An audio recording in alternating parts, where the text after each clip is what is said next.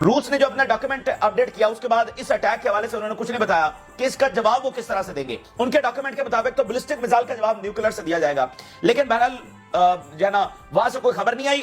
اب خبر یہ آ رہی ہے کہ ایک لارج اسکیل اٹیک جو ہے وہ یوکرین کے اوپر اس وقت ہونے جا رہا ہے, اور خطرے کی گھنٹی دنیا میں اور یورپ میں خاص طور پر اس لیے زیادہ بجی ہے کہ جب امریکہ نے کہا کہ ہم یہ اپنی ایمبیسی بند کر رہے ہیں, کیونکہ آپ دیکھیں نا کہ 2 سال یہ جنگ اب شروع نہیں ہو رہی ہے, 2 سال سے جنگ جاری ہے اور امریکی ایمبیسی وہاں پر روٹین میں کام کر رہی ہے. آج ایسا کیا ہونے جا رہا ہے کہ امریکہ کو اپنی ایمبیسی وہاں پر بند کرنا پڑ گئی ہے؟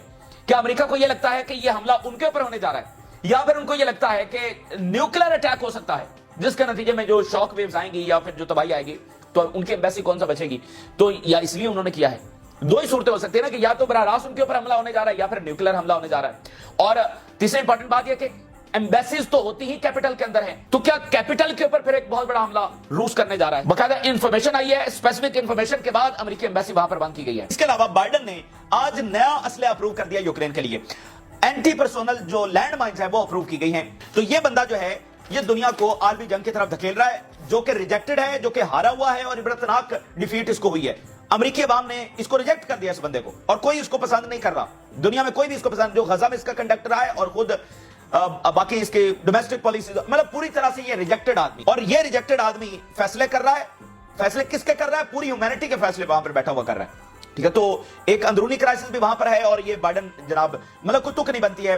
روس سے جیتیں گے سوال ہی پیدا نہیں ہوتا, اور روس جو سب زیادہ ایٹامک بام رکھتا ہے ان سے جیتیں گے, کس طرح سے جیتیں گے, اور وہ بھی 2 مہینوں کے اندر. دیکھیں فرق بنیادی کیا ہے, یا تو ٹرمپ بھی کہے نا کہ ہم جنگ جاری رکھیں گے, تو پھر ایک تسلسل رہے گا پالیسی کا, کچھ کام بائیڈن نے کر دیا, کچھ آ کر ٹرمپ کر دے گا. لیکن جب آپ کے پاس ہیں 2 مہینے اور لڑائی روس سے ہو رہی ہے جس کے سامنے یوکرین ہار رہا ہے, تو اس کو اس طرح کے میزائل جو روس کو کچھ بھی نہیں کر سکیں گے سوائے پرووکیشن کے, تو پھر دینے کا مقصد کیا؟ تو دینے کا مقصد تباہی ہے, اس کے علاوہ کیا؟ کل ایران کے ڈیفنس منسٹر ایک غیر معمولی دورے پر کہاں پہنچے؟ جنوبی امریکہ میں پہنچے نا, وینزویلا کا دورہ کیا ہائی لیول ڈیلیگیشن کے ساتھ. تو یہ سارے آپس میں کنیکٹڈ ہیں, اس وقت دنیا کے معاملات اس طرح سے ہو رہے ہیں. پھر آپ دوسری بات دیکھیے, چائنا کی انٹری ہوئی ہے جنوبی امریکہ کے اندر. ٹھیک ہے, امریکی امپائر کا جو پہلا پلر تھا نا, جہاں سے امریکی امپائر کا آغاز ہوا, یعنی امریکہ ایک کنٹری تھا اور بیسیکلی تو پہلے کالونی تھا, کالونی سے پھر اس نے آزادی حاصل کی, اور پھر آزادی کے بعد یعنی ایک ملک بننے کے بعد اس کے امپائر کا سلسلہ شروع ہوتا ہے, اور یہ آلموسٹ 200 سال پہلے سے شروع ہوتا ہے. تو وہ جو امپائر بننے کا سلسلہ تھا, پہلا اقدام امریکہ نے کیا اٹھایا اپنا امپائر بننے کے لیے؟ اور کوئی بھی امپائر کے راستے کے اوپر جب چلتی ہے کوئی نیشن, تو پہلا اقدام کیا اٹھاتی ہے؟ اس کا ایک اسفیئر آف انفلوئنس ہوتا ہے کہ اس کے نیبرہڈ کے اندر کوئی نہیں آئے گا. یعنی امریکہ نے جو پہلا اقدام ٹورڈ اٹس امپائر تھا وہ یہ تھا کہ جو جنوبی امریکہ کے ملک ہیں یہاں پر یورپینز آ کر کالونیز بنا رہے تھے, تو امریکہ نے پہلا یہ کہا کہ یہاں پر اب کوئی کالونی نہیں بنے گی, یہاں سے دنیا کی کوئی قوم آ کر یہاں پر قبضہ نہیں کرے گی جنوبی امریکہ میں. یعنی ایک نارتھ امریکہ ہے جس میں یونائٹڈ اسٹیٹس آف امریکہ ہے, پھر کینیڈا, یہ نارتھ امریکہ میں آتے ہیں جو بر اعظم امریکہ ہے. جو ساؤتھ امریکہ ہے اس میں یہ سارے یہ برازیل, کولمبیا, ارجنٹائن, یہ سارے ممالک ہیں. پھر لیٹن امریکہ میں مزید آ جاتے ہیں باقی میکسیکو اور یہ وہ سارے. تو امریکہ نے کہا یہاں پر کوئی نہیں آئے گا, اور 200 سال وہاں پر پھر کوئی نہیں آیا. یورپینز دنیا کے اس یعنی ادھر بر صغیر والی سائڈ کے اوپر اور مڈل ایسٹ اس طرف آئے ہیں, ایسٹ کی طرف آئے, وہ اپنے ویسٹ یعنی ان کے ویسٹ میں امریکہ نا, تو اس کی طرف وہ نہیں گئے. 200 سال ہو چکے, کوئی دنیا کی نیشن وہاں پر نہیں گئی.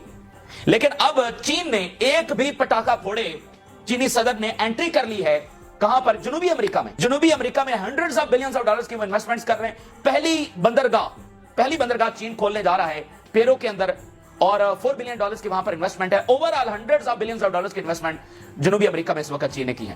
تو مطلب امریکہ کا جو پہلا پلر تھا وہی چیلنج کر دیا ہے چین نے, اور اتنی سمجھداری کے ساتھ کیا ہے کہ ایک بھی پٹاخہ چلائے بغیر. تو اکانومی کون کنٹرول کر رہا ہے؟ چین کنٹرول, انویسٹمنٹ کر رہا ہے. ان کا پیسہ جنگوں میں برباد ہو رہا ہے, اور چین یہ سارا کچھ کرتا چلا جا رہا ہے. ان کے جنا نیبر کے اندر آ کر بیٹھ گیا. پھر اگلی بات سنیے, یہ جو ابھی کرنے جا رہے ہیں نا کہ امیگرینٹس کو نکالیں گے, امیگرینٹس وہاں سے نکل کر کدھر آئیں گے؟ وہ واپس جنوبی امریکہ میں آئیں گے. تو امریکہ کے جو خلاف جو سینٹیمنٹ ہے وہ اور بڑھے گا. چائنا یہاں پر آ چکا ہے, تو وہاں سے وہ نکال کر جنوبی امریکہ میں بھیجیں گے نا, وہی لینڈ کنیکٹڈ ہے, یہیں سے تو ساری امیگریشن ہوتی ہے. تو پھر وہ بھی تو اینٹی امریکہ ہی معاملات جائیں گے. تو اس لیے امریکہ جنگوں میں گھس کر اپنی اکانومی تباہ کر رہا ہے. اکانومی تباہ کر رہا ہے تو ڈومیسٹک ایشوز ہو رہے ہیں.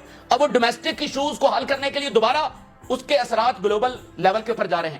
ٹھیک ہے, تو یہ تمام چیزیں امریکہ کے خلاف جا رہی ہیں. اور یہ جو حرکتیں اس وقت بائیڈن نے شروع کر دی ہیں, اور جو پچھلے 14 مہینوں ہم نے غزہ کی جنگ کے اندر دیکھی ہیں, یہ وہ فائنل اختتام ہے. یعنی ایک ڈکلائن شروع ہو چکا ہے, لیکن یہ ان کے ڈکلائن کو تیز کرتی چلی جا رہی ہیں. اگر امریکہ نے یہ نہ کیا ہوتا تو نہ دنیا چین کے قریب ہوتی, نہ روس کے ساتھ کھڑی ہوتی, نہ برکس بنتی, نہ ان کا امیج تباہ ہوتا, نہ یہ اتنے کمزور ہوتے، نہ ان کی یہ اکانومی اتنی کمزور ہوتی، لیکن وہ ساری چیزیں ان کے خلاف ہو رہی ہیں۔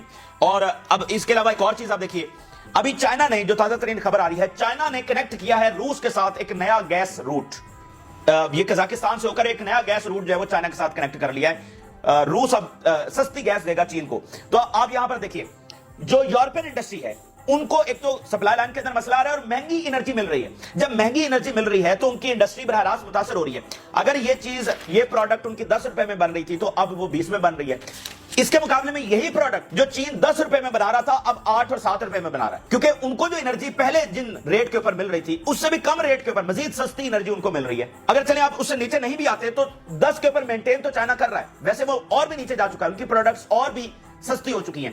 تو یہ پروڈکٹ جو مارکیٹ میں اویلیبل تھی اور آپ اور ہم خریدتے تھے یورپینز کی 10 روپے کی، اب یہ یورپینز کی ہو گئی ہے 20 روپے کی، اور جو چائنا دے رہا ہے وہ 10 روپے کی دے رہا ہے۔ تو آپ مطلب ساری دنیا شفٹ ہو گئی ہے، چائنیز سب سے زیادہ اب چائنیز گاڑیاں بک رہی ہیں، ٹھیک ہے، ٹیکنالوجی اور ان کی پروڈکٹس ایک ایک چیز کے اندر چائنا ریپلیس کر رہا ہے یورپین انڈسٹری کو۔ اور اگلی بات سنیے، ایون جو جاپان اور ساؤتھ کوریا ہے وہ بھی متاثر ہو رہے ہیں، کیونکہ ان کی انرجی سپلائی جو آتی ہے مڈل ایسٹ سے، مڈل ایسٹ کے اندر ایک الگ لیول کی جنگ جاری ہے، اور جنگوں کی وجہ سے جو آئل پرائسز ہیں وہ بڑی ہیں، ٹھیک ہے، اوورال جنگوں کی وجہ سے آئل پرائسز بڑی ہیں۔ لیکن چین کو فائدہ یہ ہے کہ وہ ایران سے بھی سستی انرجی خرید رہا ہے اور روس سے بھی سستی انرجی خرید رہا ہے باقیوں کے مقابلے میں۔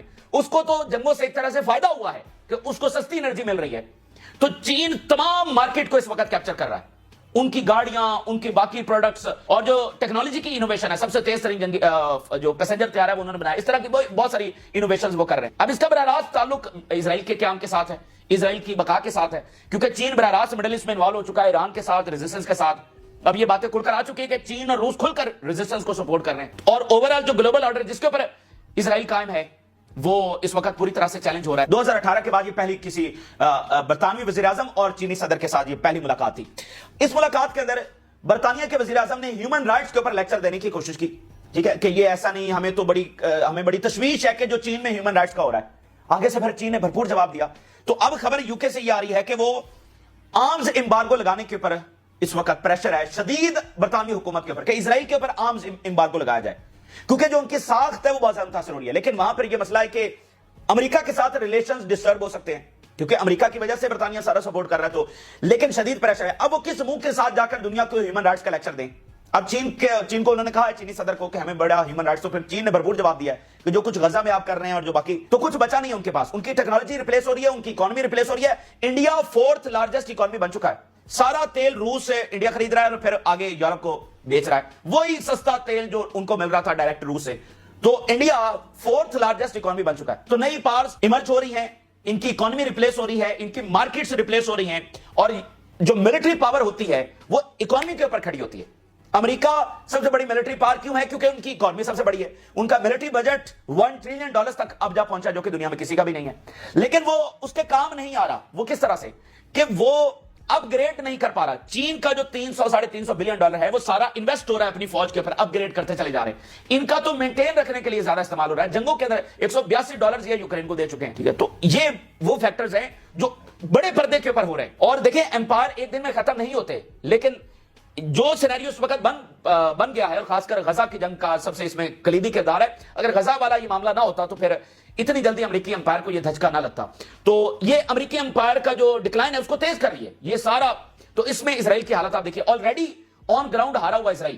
جب دنیا کی یہ ڈائنامکس بدل رہے ہیں، امریکی پاور چیلنج ہو رہی ہے، تو اسرائیل کے لیے مشکلات اور بھی بڑھتی چلی جا رہی ہیں، ان کے سروائیول کے اوپر سوالات جو ہیں وہ اور بھی بڑھتے چلے جا رہے ہیں، جب خود یورپین گورنمنٹس مجبور ہو رہی ہیں کہ اسرائیل کے ساتھ اب کس طرح چلا جائے، یعنی وہ ہیومن رائٹس کی بات اب کس طرح کر سکتے ہیں۔ انہوں نے چین کے ساتھ تو بھرپور ان کو آگے سے جواب ملا، کوئی لیجیٹیمیسی بچی نہیں ہے کہ یورپینز ہے وہ آ کر دنیا میں کسی کو ہیومن رائٹس کا لیکچر دیں۔ تو غزہ سب کے سامنے ہے کہ وہاں پر انہوں نے کیا کیا ہے۔ ایون خود یورپ کے لوگ اپنی گورنمنٹس کو ان کے خلاف کھڑے ہو گئے ہیں کہ آپ کی کیا موریلٹی اس وقت بچی ہے۔ یونائیٹڈ نیشن کی سیکورٹی کونسل کا ہنگامی اجلاس اس وقت بلایا گیا ہے، UN security council to vote on draft resolution for Gaza ceasefire today. تو دیکھتے ہیں کہ یہاں سے کیا خبر سامنے آتی ہے۔